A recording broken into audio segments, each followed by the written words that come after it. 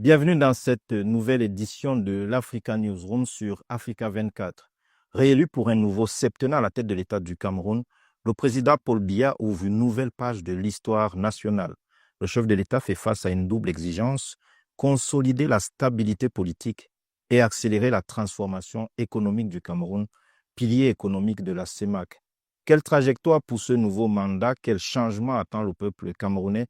C'est le cœur de cette émission et pour en débattre, nous recevons sur ce plateau le professeur Justine Difo, coordonnatrice nationale du réseau More Women in Politics. Bienvenue sur le plateau d'Africa 24. Merci Eugène et bonjour à tous les téléspectateurs de Africa 24. Nous avons également l'honneur de recevoir sur ce plateau Jean-Blaise Gouette, président du MPCC. MPCC, c'est le mouvement patriotique pour le changement du Cameroun. Bienvenue sur le plateau d'Africa 24. Merci. Bonjour Eugène, bonjour à tous les téléspectateurs d'Africa 24. Merci de m'avoir invité sur ce plateau. Monsieur Isaac Bissala nous fait également l'honneur d'être présent à cette émission. Isaac Bissala est le président de l'Union générale des travailleurs du Cameroun. Bienvenue sur le plateau d'Africa 24. Et bonjour à tous vos téléspectateurs d'Africa 24. Nous avons enfin sur ce plateau Descartes Akonosé, acteur politique et représentant du Rassemblement démocratique du peuple camerounais sur ce plateau. Bienvenue dans cette émission, monsieur Descartes. Bonjour à mes compagnons très illustres. Je suis content d'être là. La dernière fois, c'était pendant la campagne. Et aujourd'hui, je reviens avec la victoire de mon président national. Donc, c'était comme ça. La dernière émission m'a apporté chance. Je vous propose, avant d'aller dans le vif de l'émission, de suivre ensemble cet élément et puis on revient sur le plateau juste après.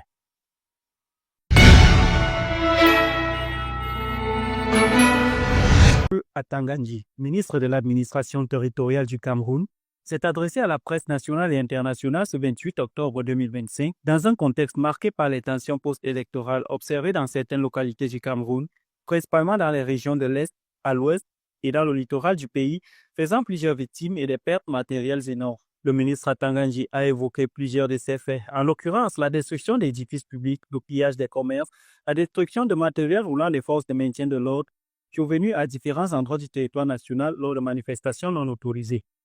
Selon le ministre, l'État camerounais reste déterminé à garantir la sécurité des personnes et des biens sur l'ensemble du territoire national, tout en invitant la population à tourner la page des élections présidentielles. Le processus relatif à l'élection du président de la République du 12 octobre 2025 s'est achevé hier,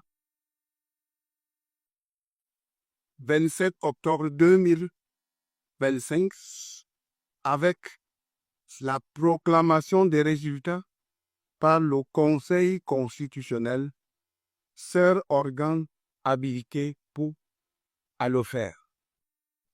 Comme vous le savez, le président de la République, son Excellence, M. Paul Biya, candidat du Rassemblement démocratique du peuple camerounais RDPC, a été proclamé vainqueur de ce scrutin avec 53,66% des suffrages valablement exprimés. Selon le ministre, tous ceux qui seront interpellés dans le cadre de ces manifestations répondront de leurs actes, rappelant que de tels agissements sont condamnés par le gouvernement. Qu'une atteinte à l'ordre public ne sera tolérée et les personnes appréhendées dans le cadre des opérations de maintien de l'ordre en cours, ainsi que celles qui tirent les ficelles dans l'ombre, seront déférées devant les tribunaux. Paul Atangandji rassure notamment les citoyens quant aux mesures prises par le gouvernement pour maintenir la paix et la sécurité sur l'ensemble du territoire. Il a en outre réitéré son exhortation à l'endroit des Camerounais à vaquer normalement à leurs occupations et à demeurer des artisans de paix.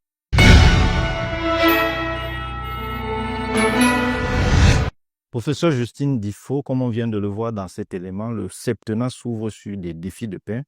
Des troubles sont survenus à la veille de la proclamation du scrutin et après cette proclamation du scrutin qui a donné le président Paul Biya vainqueur. Quelles devraient être, selon vous, les actions prioritaires du président Paul Biya pour amener la sérénité sur l'ensemble du territoire national? Alors, permettez-moi déjà, en tant que coordonnatrice du réseau More Women in Politics, nous avons près de 5000 membres derrière nous. Et à ce titre, nous représentons la grande majorité de la société civile citoyenne et militante des droits de l'homme. Permettez-moi donc de féliciter le président de la République, son Excellence Paul Biya, parce qu'en tant que juriste, cette page est tournée. Les résultats du Conseil constitutionnel ne font l'ombre d'aucun doute, d'aucun recours. La loi ne prévoit pas qu'il y ait un recours post-proclamation des résultats par l'institution qui est habilitée à le faire. Donc, c'est peine perdue de continuer à tirer les ficelles dans l'ombre pour manipuler la jeunesse. Donc, c'est un grand défi aujourd'hui pour le président de la République, le président de la grandeur et de l'espérance. Grandeur dans une grande nation, cette nation qui est la somme des familles. Nous n'irons pas relire nos cours de première année de droit constitutionnel. Cette grande nation mérite mieux que ça. Il est important donc, c'est le travail que nous faisons déjà. Nous sommes les lieutenants du président Paul Biya. Nous tenons à rassurer les populations de ce que c'est une nouvelle page. C'est une nouvelle page et chaque Camerounais doit pouvoir écrire en lettres d'or sa partition dans ce grand concert, dans cette grande symphonie nationale pour entrer dans l'histoire. Ce n'est pas par les casses, par la violence. Non, nous disons que aux côtés du président Paul Biya, le réseau Women in Politics s'engage, comme nous l'avons d'ailleurs fait à la veille de la proclamation des résultats. Nous avons appelé les mamans, appelé les familles, appelé les femmes à s'engager, à demander à leurs époux. Nous disons dans nos traditions que nos époux, excusez-moi, sont nos premiers-nés parce que vous êtes les... Quand nous allons en mariage, on nous dit, la belle-mère dit, je t'ai donné mon fils, tu es désormais sa nouvelle maman. Et c'est à ce titre que nous avons dit aux mamans, calmez vos maris et prenez, maîtrisez ces jeunes, ces enfants. Je pleure, j'ai le cœur fendu quand je vois qu'un jeune enfant que j'ai connu et qui est allé tomber sous le coup de la violence. À Douala, il faisait première année de génie informatique. Il est mort gratuitement parce qu'on lui a dit non, on lui a donné 5 000, 10 000, 15 000. Non, le vrai défi aujourd'hui, c'est d'éduquer nos populations, c'est de faire œuvre pédagogique. Et j'ai d'ailleurs vu le commandant de compagnie des hauts plateaux en train d'éduquer, en train de dire aux gens, mais ce sont vos impôts qui achètent les tenues que nous portons. Ce sont vos impôts qui équipent l'armée. Nous sommes là pour assurer, nous sommes des forces de maintien de l'ordre. Nous assurons la sécurité des institutions. Nous ne sommes pas là pour tirer sur vous. Et c'est cela, c'est cette éducation à la citoyenneté qui doit prendre le pas aujourd'hui, le réarmement moral. Avec le ministère de la Jeunesse, nous accompagnons le président Paul Biya dans cette œuvre de réarmement moral de notre jeunesse. Les actions des organisations de la société civile comme les vôtres, ce Jean-Blaise Bouette, est-ce que le président Paul Biya aussi n'a pas quelque chose à faire pour calmer la situation? En dehors des initiatives des organisations de la société civile ou bien de certains dirigeants, de certains chefs traditionnels, qu'est-ce que le président Paul Biya lui-même peut faire? Je pense que déjà, je félicite le président de la République pour cette victoire. En même temps, je félicite également tous les acteurs politiques qui ont accepté de participer à ce processus électoral. Et aussi à celui-là, mon frère et ami Issa Chiroma, à lui aussi, je dis, cher aîné, cher grand frère, toutes mes félicitations d'avoir accepté de participer à cette élection présidentielle, à laquelle on connaît le vainqueur, on connaissait déjà le vainqueur, parce que moi-même j'étais candidat à cette élection présidentielle, et d'une manière injuste, mon dossier a été écarté, mais cela ne m'a pas empêché d'avoir cet amour pour la nation, pour notre peuple. Et je pense que à un moment donné, il faudrait se mettre au-dessus de son ego, et se dire qu'en fait, quand on entre en politique, lorsqu'on est un homme politique, on a choisi un sacerdoce. Sacerdoce, ça veut dire qu'on s'oublie soi-même, on pense au peuple, on pense à la nation et on voit comment on peut apporter notre contribution dans le développement. Donc, cher aîné, M. Issa Chiroma, aujourd'hui, cette page est tournée. Comme le disait le professeur tout à l'heure, il n'y a aucun recours possible après la décision de la Cour constitutionnelle. Moi, d'ailleurs, lorsque mon dossier a été rejeté, j'avais eu l'intention d'aller jusqu'à la Cour internationale de justice pour déposer une plainte. Mais au regard de l'engagement que j'ai pris pour notre nation, pour le peuple, apporter ma modeste contribution, je me suis dit que ces jeunes-là, on a plutôt à leur apporter du travail. Donc, là, avant que je ne rentre dans cette campagne présidentielle, j'ai été rencontrer des investisseurs en Europe, un peu partout. J'ai rencontré des financiers, on a un projet qui est là. Et je me suis dit qu'il était important d'apporter ce projet au système actuel, à la personne qui sera là. Donc, c'est pour ça qu'aujourd'hui, j'apporte un soutien stratégique qui n'est pas qu'un soutien politique. Donc, je voudrais apporter au président de la République ce que je peux faire, ce que je sais faire, et les partenaires qui sont autour de moi, qui sont les industriels, qui peuvent apporter aussi leur contribution. Donc, monsieur le président Issa Chiroma, s'il vous plaît, tous, vous êtes engagés à faire de la politique pour le peuple. Aujourd'hui, la page est tournée. Il y a eu assez de morts comme ça. Il y a eu assez de dégâts. S'il vous plaît, invitez vos militants à reconnaître cette victoire. Mettons-nous ensemble et qu'on continue ensemble. Mais des cas à Konose, quand on voit justement ces jeunes qui sont tombés, comme on l'a évoqué, est-ce que ça ne donne pas une victoire? Est-ce que ça n'atténue pas un peu l'effet de jubilation qu'il devrait y avoir après cette victoire du président Paul Biya? Non, pas du tout, ça n'a tenu pas et ça n'a même pas atténué. Vous avez vu les célébrations partout. Là, on a des images de ceux qui essayent de casser, mais il y a beaucoup d'images aussi de ceux qui ont célébré la victoire de leur candidat, que ce soit dans les RDPC ou alors toute la jeunesse qui a voté pour le président. On ne va pas prendre ces jeunes qui cassent comme les champions de la jeunesse camerounaise. Non. Vous n'avez pas vu les jeunes étudiants, vous n'avez pas vu les jeunes médecins, vous n'avez pas vu les jeunes avocats, vous n'avez pas vu les jeunes commerçants. Au contraire, c'est eux qui étaient victimes, mais ils ne pouvaient pas sortir parce qu'il y avait cet échantillon de jeunes tirés au quartier ou n'importe où. Même ceux-là, je refuse de les stigmatiser. Je pense que c'est des naïfs, il y a beaucoup de naïveté et certains qui prennent ça comme un jeu. Vous voyez, certains se disent, ouais, on voit quelqu'un rentrer avec un carton de poisson, l'autre aussi, quoi que c'est un amusement, il y va, il se dit qu'il va trouver un petit intérêt. C'est tout ça qui peut pousser, pour motiver ces jeunes de le faire. Il n'y a pas une idéologie. Si vous regardez bien, les jeunes qui cassent, il n'y a pas une idéologie qu'ils sont en train de défendre. Vous voyez? Non. C'est des jeunes. La preuve est que les gens sont obligés de leur donner de l'argent pour aller le faire, alors promettant qu'il y aura un bonus. Quand vous aurez cassé une boutique, il y aura un bonus. Donc, il n'y a pas une idéologie là-bas. Premièrement, je dis donc, ce n'est pas l'échantillon de la jeunesse camerounaise qui s'exprime là. Et de deux, ceux qui y vont sont des jeunes naïfs qu'on réussit à tromper. Il n'y a pas une idéologie, il n'y a pas une revendication réelle qu'ils ont derrière ces casses-là. Donc, et aussi, je déplore quelque chose quand même, parce qu'il faut quand même avouer, il y a des images, on voit les jeunes qui cassent, mais reconnaissons que depuis hier, il y a quand même un calme. Il n'y a plus les casses, l'intensité n'est plus la même. Il y a beaucoup, ça circule déjà presque partout. Et c'est là où M. Chiroma a trouvé l'occasion hier soir de demander encore aux jeunes de sortir. Heureusement, je vois que les villes où il a demandé qu'il y ait des descentes, il n'y a pas eu de descentes. Nous sommes arrivés ici, on ne sortait pas du même endroit, mais chacun est arrivé ici là sans rencontrer des castes. Isaac Bissala, il y a des acteurs politiques qui plaident pour la liberté de manifestation, pour des libertés de manifester lorsque cela se fait dans un cadre, disons, pacifique.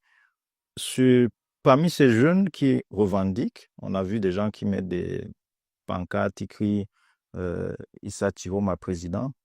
Il y a tout de même déjà eu le verdict du Conseil constitutionnel, on a dit qu'il n'est pas susceptible de recours, mais on a comme l'impression que la confiance de certains citoyens s'est érodée. La confiance de certains citoyens dans les institutions s'est érodée à la faveur de ce scrutin avec des présomptions de falsification de la vérité des unes. Comment renforcer la confiance des citoyens dans les institutions? Merci. Je vais d'abord vous dire que le Cameroun n'a pas encore répondu à la question, c'est de savoir pourquoi en sommes-nous arrivés là. C'est là où je demande aux Camerounais, à chaque fois que quelque chose se pose quelque part, qu'on essaie de répondre à cette question, pourquoi en sommes-nous arrivés là. Et je pense que en 1945, je vous parle en tant que syndicaliste, nous avons eu les événements de 1945, et il y a eu près de 200 morts. Nous avons eu les événements de 1955, il y a eu des morts. Nous avons eu des événements de 59 en 75 au Cameroun, il y a eu des morts. Nous avons eu des événements de 90, il y a eu des morts. Nous avons eu des événements de 2008, il y a eu des morts. Et nous sommes aujourd'hui en 2025, il y a des morts. Il faut que vite le Cameroun essaye de répondre à cette question, pourquoi en sommes-nous arrivés là? Parce que le plus souvent, ce n'est pas d'accuser les gens qui commettent, mais c'est de vous poser la question, pourquoi ces gens-là le font? Et vous allez trouver beaucoup de causes. Nous, au syndicat, c'est des choses que nous luttons pour essayer de voir, d'éviter. Il faut tout faire pour éviter.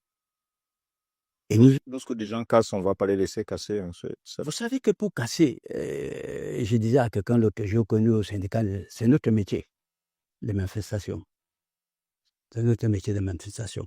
Et lorsque vous organisez des manifestations, vous savez que dans nos milieux, il y a des radicaux, il y a des intermondialistes, il y a des gens qui viennent derrière votre manifestation porter des coups.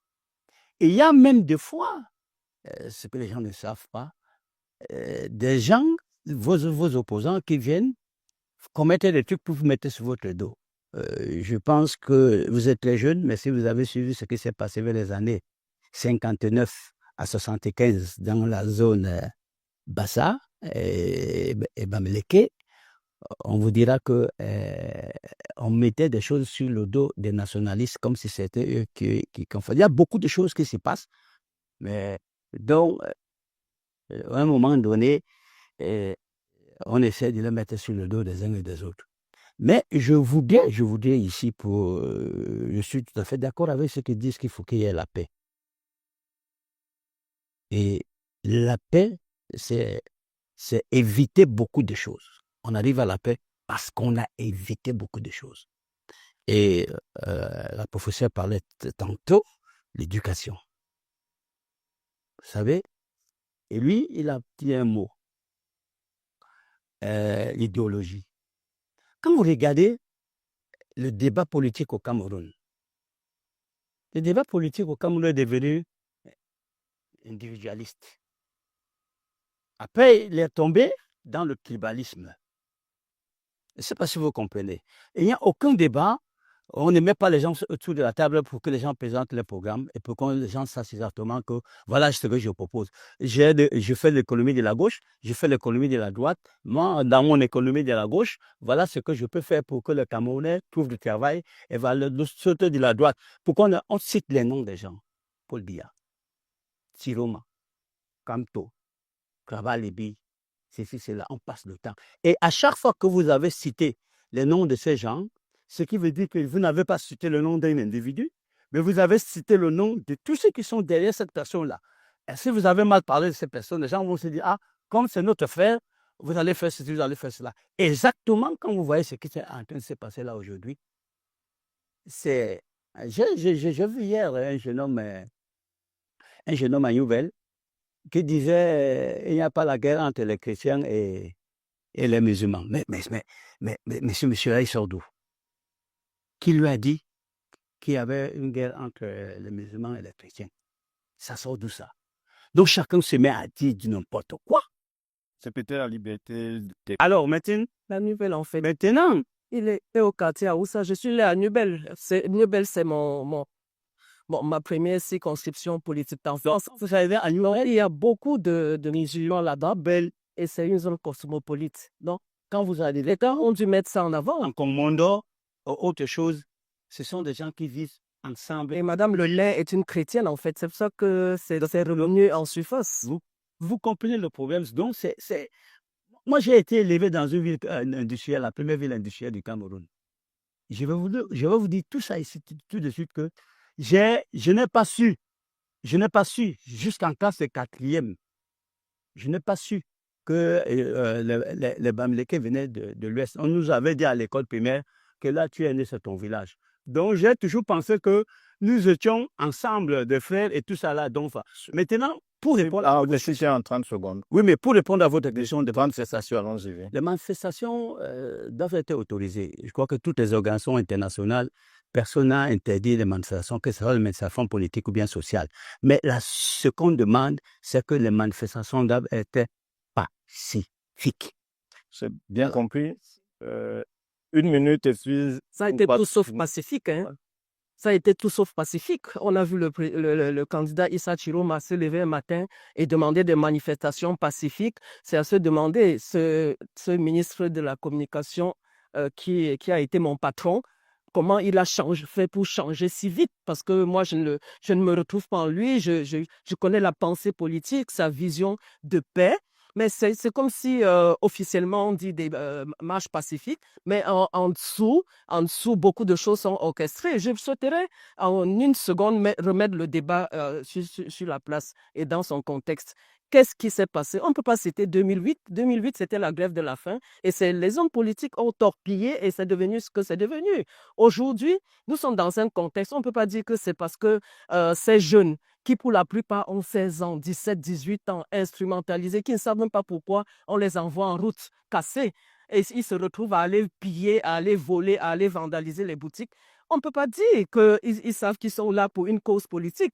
Donc, alors, lorsque le syndicat, par contre, s'est levé pour la cause des transporteurs urbains, lorsqu'on a augmenter le prix du taxi, du transport, par exemple. Lorsque vous vous êtes levé pour défendre le panier de la ménagère, il y a eu concertation, dialogue social avec les ministres en charge et tout s'est bien passé. Donc, lorsqu'il y a une cause citoyenne à défendre, effectivement, cette cause est désamorcée et les solutions sont trouvées à travers des tables de concertation et on a bien vu comment ça s'est terminé. Mais dans le cas d'espèce, nous sommes là pour parler de ces jeunes qui descendent dans les rues et qui, dans leur tête même, ne savent même pas pourquoi on veut les utiliser comme des balles à canon.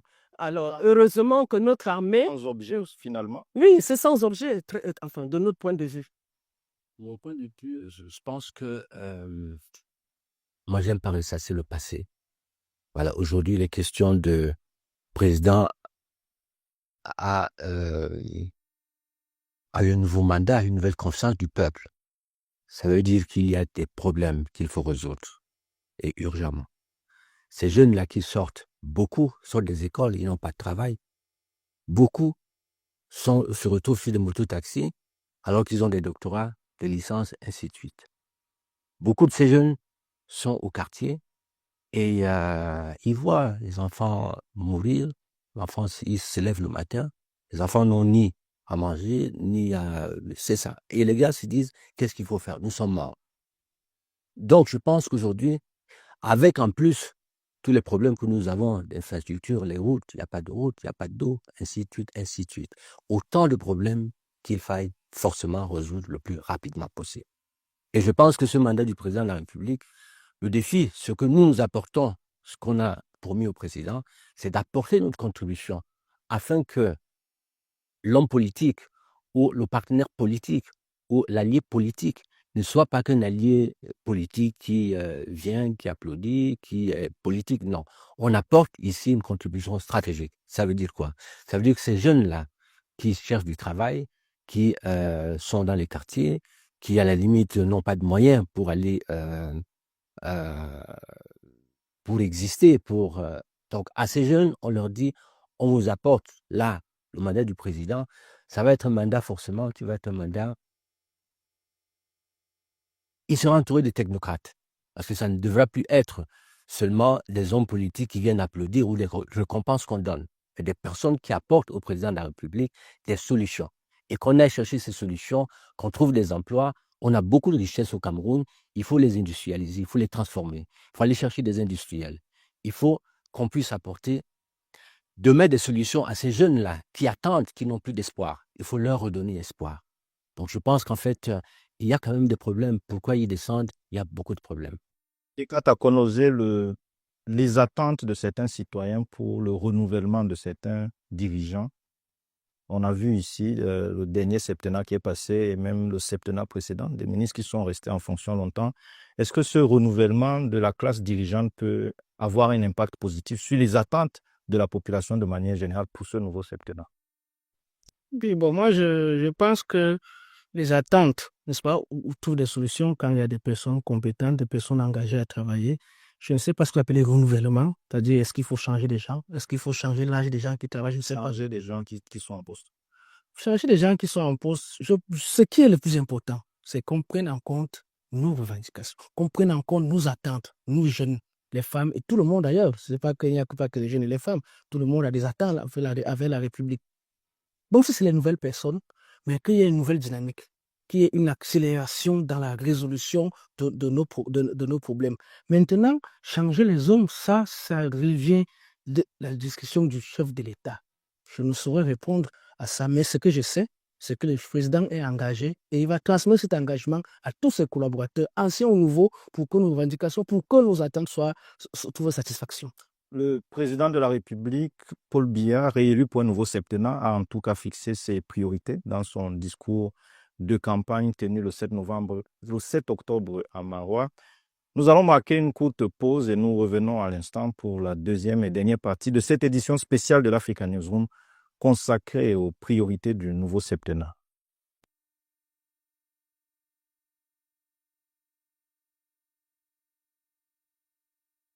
Retour sur ce plateau de l'Africa Newsroom pour cette deuxième partie consacrée aux priorités du nouveau septennat. Nous sommes toujours en compagnie du professeur Justine Difo, coordonnatrice nationale du réseau More Women in Politics, Jean-Blaise Gouette, président national du mouvement patriotique pour le changement du Cameroun, Isaac Bissala, président de l'Union générale des travailleurs du Cameroun, et enfin Descartes Akonose, acteur politique représentant du Rassemblement démocratique du peuple camerounais dans cette émission.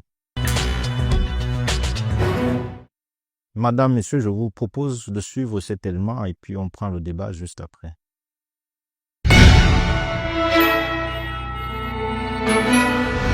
Nouveau septennat à la tête de l'État camerounais pour le président Paul Biya.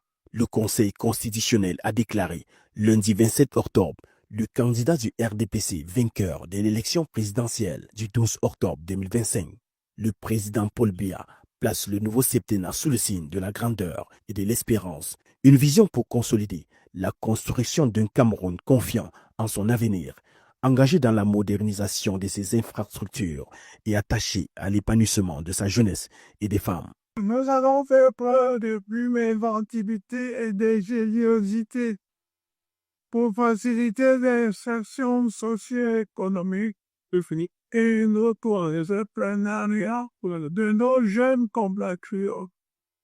Nous allons davantage professionnaliser les formations dans tous les ordres d'enseignement en vue de meilleure adéquation entre la formation et le marché de l'emploi.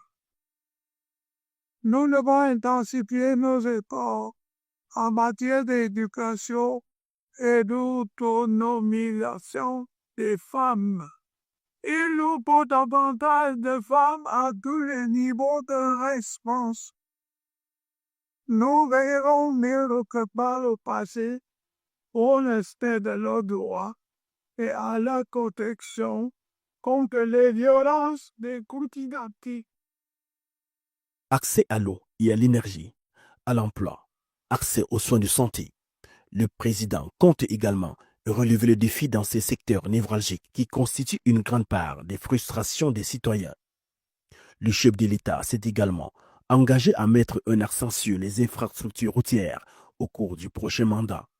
Je sais également les attentes qui sont les vôtres en matière d'infrastructure, qu'elles soient routières, énergétiques, éducatives ou sanitaires. Beaucoup a été créé en la matière, ici et ailleurs. Le réseau de routes bitumennes a cessé d'augmenter au fil des années et se situe aujourd'hui à près de 10 700 km. Ces efforts vont se poursuivre. Le président Paul Biya a désormais le défi de consolider la foi des citoyens dans un Cameroun, pilier économique dans la sous-région CEMAC et modèle de paix et de cohésion en Afrique, malgré ses complexités culturelles. Avec la percée de l'opposition, le vainqueur du scrutin du 12 octobre 2025 doit aussi garantir une gouvernance inclusive et veiller à créer plus d'opportunités pour les jeunes qui aspirent à se réaliser et à jouer un plus grand rôle dans la gestion des affaires publiques.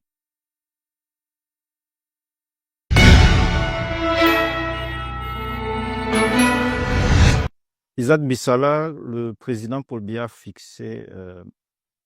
a mis les jeunes en avant dans son programme ou son projet de société pour ce nouveau mandat, pour ce nouveau septennat.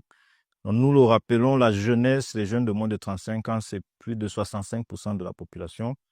Les chiffres officiels indiquent que le chômage touche moins de 10% de cette population, mais le taux de sous-emploi serait à plus de 70% de la population active. Comment pouvoir canaliser ce potentiel démographique et créer des emplois décents pour ces jeunes? Merci. Je crois que la première des choses, comme je l'ai dit, il faut changer le système éducatif du Cameroun. Nous devons passer de l'éducation sociale à l'éducation et le développement. Depuis 1960, nous avons adopté une éducation sociale. Ce qui veut dire que quoi? Ce qui veut dire que nous formons les jeunes sans jamais savoir si nous devons les utiliser après leur sortie d'école. Aujourd'hui, nous devons plutôt parler d'éducation et de développement parce que si nous formons un jeune, nous devons savoir que l'économie aura besoin de ces jeunes. Et là, nous aurons moins de jeunes qui seront dans le chômage. Vous voyez aujourd'hui, quand vous regardez les universités, je discutais l'autre jour avec le municipal et certains lecteurs, vous voyez, c'est un filet à vous de vous poser la question de savoir, mais on nous amène cette filet ici pour faire quoi? Qui va utiliser ces jeunes-là qui sortent avec des masters, des doctorats, des ceci, cela, ils sont là en route. Donc, il faudrait, deuxièmement, à ce qui concerne l'économie, il faudrait qu'on essaie de choisir rapidement au Cameroun si nous voulons l'économie capitaliste ou bien nous voulons l'économie communautaire. Nous sommes un pays agricole. Nous ne sommes pas un pays industrialisé comme tous les autres pays. Donc, il faudrait qu'on essaie de choisir rapidement et nous voulons qu'il y ait l'économie communautaire. Parce que si vous regardez très bien aujourd'hui, les villages, c'est vide. Les villages, c'est vide et tout le monde se retrouve dans les villes. Et c'est le système capitaliste pour que les gens viennent en ville s'amasser et consommer particulièrement ce qui se fait au niveau des villes. Mais par contre, il faudrait qu'on renverse maintenant la pyramide en disant nous allons développer la zone rurale pour maintenir beaucoup de personnes dans la zone rurale et ceux qui ne viendront en ville, ce sont que des personnes qui seront aptes à apporter quelque chose au niveau des villes. Tant que nous n'allons pas le faire et que nous aurons des jeunes de plus en plus qui vont quitter les villages pour venir rester en ville, à ne rien faire, nous risquerons toujours de nous retrouver dans cette situation à regretter un jour. Jean-Blaise Bouet, qu'est-ce qu'on fait pour créer plus d'emplois décents pour cette population-là, pour cette grande partie de la population qui aspire aussi à s'épanouir et à se réaliser et qui manque d'opportunités? Le président a tracé une vision dans la vidéo que nous venons de voir. Et cette vision-là, ce sont les collaborateurs du président. C'est pour ça que, pour revenir d'ailleurs à ce qu'il disait tout à l'heure, les collaborateurs du président, des hommes, voilà, il faudrait que ce soit des personnes. Est-ce que le président c'est un visionnaire? Malheureusement, ce sont les collaborateurs du président qui l'ont toujours trahi. Ces collaborateurs. On a plusieurs qui sont dans les prisons, ainsi de suite. Donc, je pense que très prochainement, là, c'est un mandat de défi. Et à ce mandat, le président devait forcément préparer les lendemains après lui.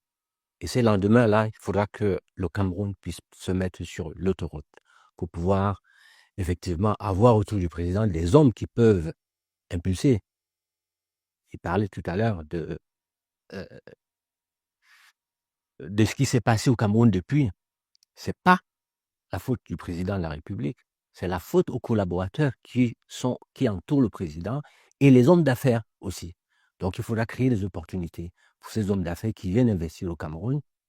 Et puis aussi, mettre en place un cadre qui favorise effectivement que les gens, au lieu d'aller créer délocaliser en Europe, au lieu que Europe, États-Unis, ainsi de suite, qui délocalisent pour aller créer des industries en Chine et autres, l'Afrique a tout. Nous avons tout ici chez nous.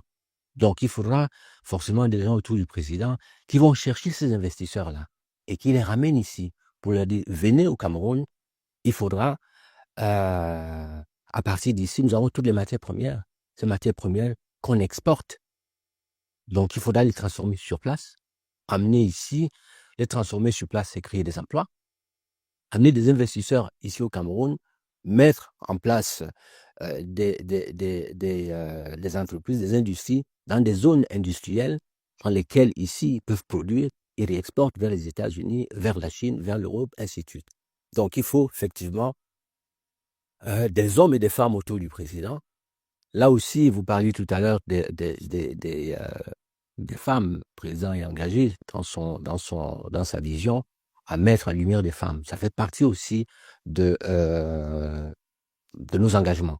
Parce que la femme est la meilleure gardienne de la chose publique. On va laisser le professeur Justine Diffo réagir à cette question pour les femmes. Elle œuvre depuis de nombreuses années dans ce domaine. Mais avant de vous passer la parole, professeur Justine Diffo, Descartes a connu mandat de rupture ou de continuité sur les questions des jeunes, d'insertion professionnelle, des jeunes, d'éducation, de formation professionnelle. Est-ce de la rupture ou de la continuité sur les programmes qui sont déjà en cours? La continuité, je réponds sans réfléchir, la continuité. Ce qu'on ne dit pas, c'est que nos universités ont déjà beaucoup de filières professionnelles. Notamment les nouvelles universités sont même spécialisées dans beaucoup de filières qui dont à la sortie des étudiants sont prêts à travailler, prêts à créer des entreprises. C'est le style d'université que nous avons déjà. Et même à partir du secondaire, l'enseignement technique existe au Cameroun. Et même dans l'enseignement secondaire, il y a des filières techniques. Déjà à partir de la seconde, il y a la filière TI pour les TIC. Il y a les centres de formation au métier qui existent partout au Cameroun. Donc, on va continuer ce qui est déjà fait. La professionnalisation au niveau de la formation est déjà disponible. Mais il faut accroître, évidemment. Et maintenant, il faut trouver la bonne jonction entre ce qu'on forme et maintenant, où est-ce qu'on les accueille? À ce niveau, l'État aussi ne peut pas tout faire. Permettez-moi, allez-y. Il y a les entreprises étatiques, il y a les programmes que l'État met en œuvre pour favoriser le taux d'emploi, mais j'interpelle aussi les investisseurs camerounais, les hommes d'affaires du Cameroun. Vous savez, nous avons des grands hommes d'affaires qui investissent dans beaucoup de choses, c'est-à-dire, j'ai l'impression, je ne leur fais pas un procès, mais beaucoup sont des grands importateurs ou exportateurs, c'est-à-dire, ils vendent des choses en gros. Peut-être que c'est plus facile à faire, ou alors c'est plus facile à l'investissement, mais je demande aux hommes d'affaires de faire confiance à la jeunesse camerounaise, c'est-à-dire de prendre le risque de pouvoir investir sur des producteurs camerounais, le Made in Cameroun. Il y a beaucoup de jeunes camerounais qui ont des talents dans beaucoup de domaines, que ce soit l'artisanat, que ce soit dans la mode, que ce soit dans l'agriculture, ou alors dans la transformation des produits agricoles, ou même l'élevage autre. Beaucoup, allez voir quand il y a des salons qui organisent des foires d'exposition, vous verrez que beaucoup font des recherches, beaucoup produisent, mais qu'est-ce qui leur manque?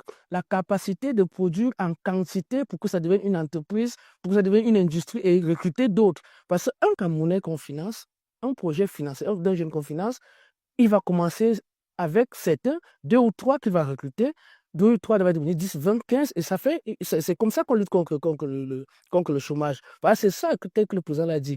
La véritable lutte contre le chômage va passer par l'auto-emploi. L'État fait déjà les formations. L'État crée déjà des programmes, mais nous aussi, nous qui avons des moyens, des possibilités, pensons à cette jeunesse-là, que chacun, quand il peut, regarde comment est-ce qu'il peut financer, accompagner la jeunesse camerounaise, ceux qui ont du talent, ceux qui ont des produits à pouvoir transformer en entreprise. Professeur Justine Diffo, le président a beaucoup mis l'accent sur les jeunes, mais aussi et surtout les femmes. Les femmes représenteraient actuellement 33% des députés, 26% des maires selon Elecam. Quelle place pour les femmes dans le nouvel agenda politique du président Paul Biya et comment faire pour leur donner une plus grande participation à la vie publique? Ou comment les inciter, par exemple? Ok, merci beaucoup. Permettez-moi de dire un mot sur les jeunes pour ne pas oublier. En fait, mon jeune frère a mis le doigt sur la question. L'État a mis en place des programmes, d'énormes programmes, et il a hésité à parler de rupture, mais à vrai dire, j'aimerais dire rupture dans la continuité. Rompre avec ce qui n'a pas marché, avec l'inertie. Le chef de l'État a souvent décrié cette inertie, même de la part de la jeunesse.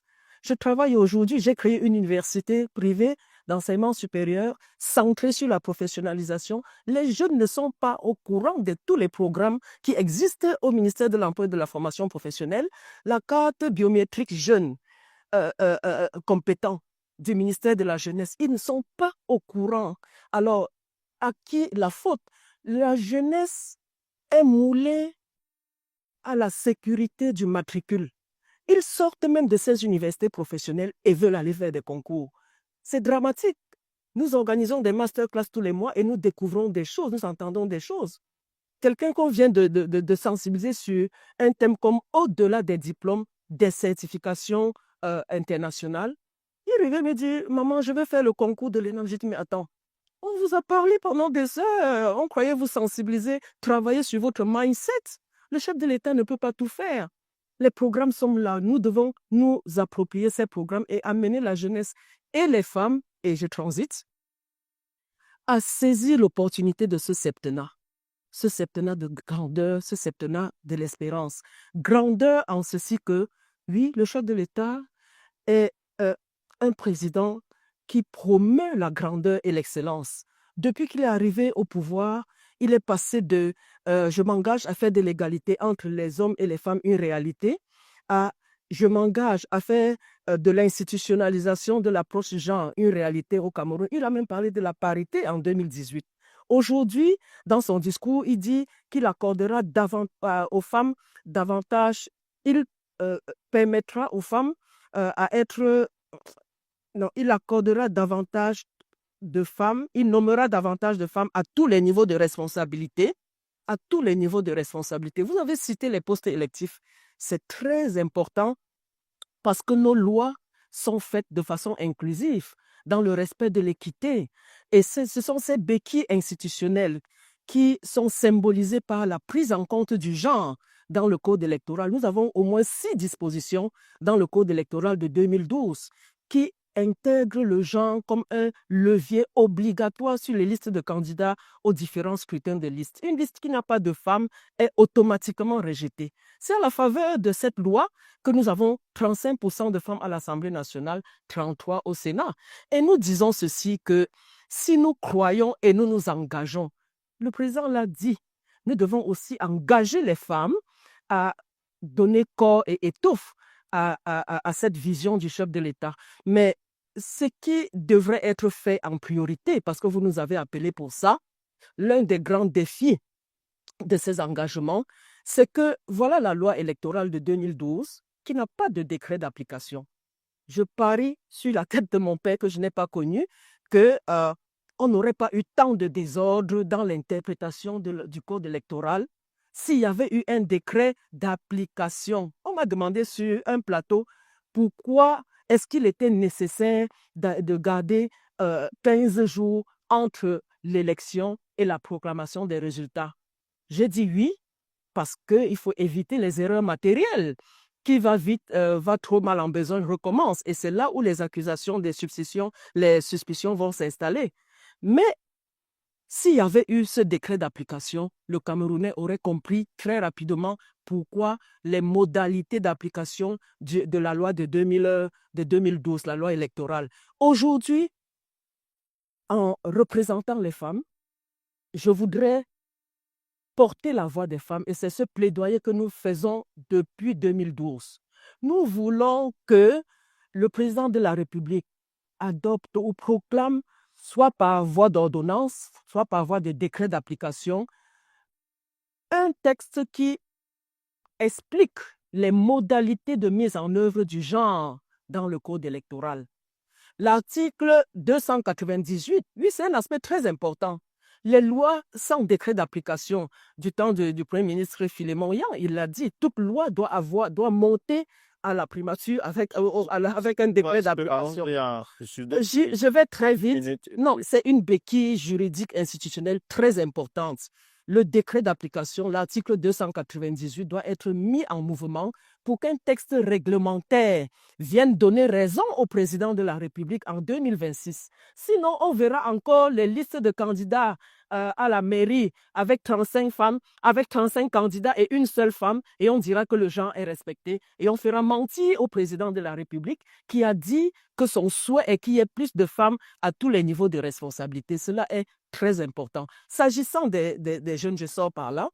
La professionnalisation, oui, ça nous regarde, c'est notre problème à nous tous. Et nous, à l'Association des institutions privées d'enseignement supérieur, nous venons de créer une banque des IPES pour financer les meilleurs projets des jeunes qui doivent entrer à l'université de production, pas de diplôme, mais université de production de l'emploi dans l'adéquation, formation, emploi, professionnalisation. Ces étudiants doivent eux-mêmes entrer à l'université avec des idées de projets pour qu'à la sortie, les meilleurs projets soient financés par cette banque que nous avons mise en place. Donc, c'est une question que nous devons porter ensemble pour que les engagements du président de la République dans ce septennat prennent toute leur valeur. Les acteurs doivent aussi œuvrer à sensibiliser, à informer les jeunes. Évidemment, comme nous le faisons. Merci pour ce plateau. C'est un grand défi, justement, l'accès à l'information. C'est ça. Sur l'accès à l'information des jeunes sur des programmes qui les concernent. Le président de la République, Paul Biya, a parlé des jeunes, des femmes, mais aussi de la question des infrastructures, les infrastructures routières. Isaac Bissala, je viens avec vous sur ce point. Il a évalué le réseau routier, le réseau des routes bitumées, 10 700 km actuellement, mais il y a de gros problèmes d'entretien. Il y a beaucoup de difficultés dans la mobilité interhumaine. Quitter Yaoundé-Douala, malgré les projets en cours, on fait toujours 5, 6, 7 heures. Des difficultés aussi de mobilité urbaine. Quelles devraient être les priorités dans l'ensemble des défis qu'il y a dans le domaine des transports routiers? Alors, je disais tantôt que les villages, c'est vide parce que les jeunes ne peuvent plus rester là au village, à ne rien faire. Ils viennent dans les villes tout simplement parce qu'il manque des infrastructures routières. Et c'est un problème. Mais les infrastructures demandent des fonds. Comprenez? Et il faudrait qu'on le sache au Cameroun. C'est vrai que nous avons des possibilités de nous endetter. Nous sommes à 39%. Nous avons le problème. Mais le problème que je pose aujourd'hui, c'est comment s'endetter et avoir des possibilités de rembourser. C'est ça le problème. Et je pense que nous pouvons augmenter notre taux d'infrastructure au Cameroun si et seulement si nous nous mettons au travail. Parce que le problème du Cameroun, c'est le travail. Vous comprenez? Il faudrait que les gens comprennent que nous pouvons nous développer que lorsque nous travaillons. Lorsque vous êtes dans une entreprise, je le dis souvent aux travailleurs, lorsque vous êtes dans une entreprise, ne pensez pas que vous travaillez pour vous, mais pensez que vous travaillez pour le public. Donc, ce que vous faites là, il y a d'autres personnes qui doivent en bénéficier. Il faut travailler dans ce pays. Il faut qu'on mette les gens au travail dans ce pays. Les gens ne travaillent pas dans ce pays. Donc, moi, je pense qu'il nous faut des moyens. Lorsque nous allons augmenter notre productivité va capter les investissements directs étrangers parce que lorsqu'on appelle un investisseur étranger de venir dans un pays, il essaie de voir si j'apporte un franc là-bas, je peux gagner combien. Alors, mais s'il dit, j'apporte mon franc, un franc, je le perds, il ne viendra pas. Donc, il faudrait qu'on démontre que nous sommes des grands producteurs, que nous travaillons, et comme ça, les gens viendront investir au Cameroun. Jean-Blaise Goued, les besoins en infrastructure dépassent officiellement 10% du PIB par an, selon la Banque mondiale. Comment mobiliser durablement les fonds sans alourdir pour autant le poids budgétaire pour faire face aux besoins, notamment dans les infrastructures? Que le premier problème que le Cameroun a, c'est de mettre des hommes au travail. C'est de mettre en place, autour du président, un grand ministère qui s'occupe de ces travaux publics et qu'on mette au-dessus des personnes. Faire des routes telles que notre autoroute là ne nécessite pas forcément que le Cameroun sorte de l'argent. On peut trouver des investisseurs. Un investisseur qui vient effectivement réaliser l'autoroute par exemple à cet investisseur-là, on fait un contrat. Donc l'autoroute, ça génère de l'argent. Il y a des stations d'essence, il y a des services, ainsi de suite sur l'autoroute là. Donc la personne viendra investir son argent, le Cameroun ne pourra rien sortir du tout. Et ensuite, son investissement sera amorti sur un certain nombre de temps. Voilà. Donc, il faudrait autour du président des personnes qui peuvent effectivement, je suis désolé, mais comme je le disais aussi, c'est-à-dire qu'il faut qu'on mette les Camerounais au travail. Et il faudra que lorsqu'on s'engage à travailler pour la nation, qu'on s'oublie soi-même. Mais ici, les gens parfois, ils préfèrent tout de suite commencer à construire des châteaux, ouvrir des comptes en banque dans les paradis fiscaux, ainsi de suite, ainsi de suite. Et l'argent qui devrait servir à réaliser des choses, et à rien du tout, rien n'est fait.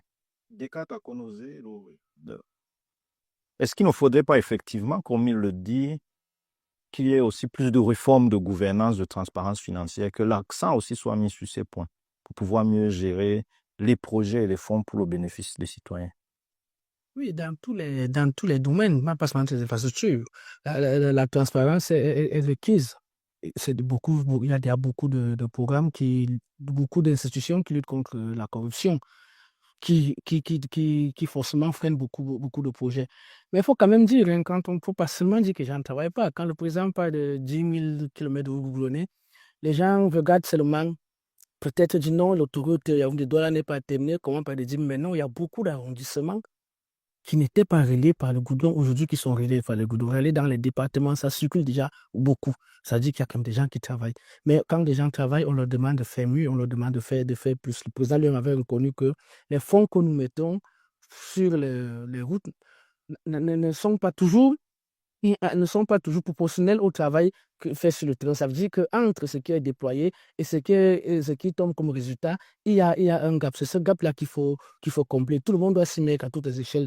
À toutes les échelles. Le président a déjà fait ce qu'il a à faire. Le président fait déjà assez. Il a notre confiance. Maintenant, il faut que ceux qui collaborent avec lui à toutes les échelles. Parce que quand on dit collaborateur du président, les gens voient seulement le ministre et le directeur. Mais non, tout le monde, même celui qui exécute le chantier à son plus petit niveau. Si on l'envoie acheter 2 sacs de ciment, qu'il achète 2 et qu'il utilise les 2. Tout le monde, à tous les niveaux d'échelle de société, que nous sachions que nous sommes tous, que chacun se considère comme redevable. Voilà. Honneur aux dames, ce n'est pas la discrimination que je fais, mais vu les contraintes, les contraintes de temps, professeur Justine Dufond va vous donner le mot de fin. On va sortir de ces questions. Le Cameroun, on le rappelle, c'est plus de 40% du PIB de la CEMAC. Récemment, il y a un de ses dignes fils, Georges Elombi, qui a été élu à la présidence de Afreximbank, la Banque africaine d'import-export. Au niveau international, comment renforcer l'influence du Cameroun dans une Afrique en mouvement, dans une Afrique en recomposition? Mais vous l'avez dit, à travers une diplomatie d'influence. Elle peut être discrète comme elle peut être ostensible, mais tout le monde connaît la force de la discrétion. Quand en Afrique de l'Ouest, certains pays, pour ne pas créer, mais je le dis pour les féliciter, le Burkina, le Sénégal, le Mali, quand ils font de l'influence, ils préparent leurs éléments pour des grands postes à l'international. Ça, c'est connu. Ils ont une cellule de la stratégie de la diplomatie internationale qui fait de la veille pendant des années pour cibler, traquer les postes à l'international et accompagner leurs nationaux, leurs citoyens à ces grands postes. Oui, nous tenons à féliciter notre compatriote, mais en même temps, nous disons ceci, que ces pays que nous venons de citer ne brillent pas par certains côtés dans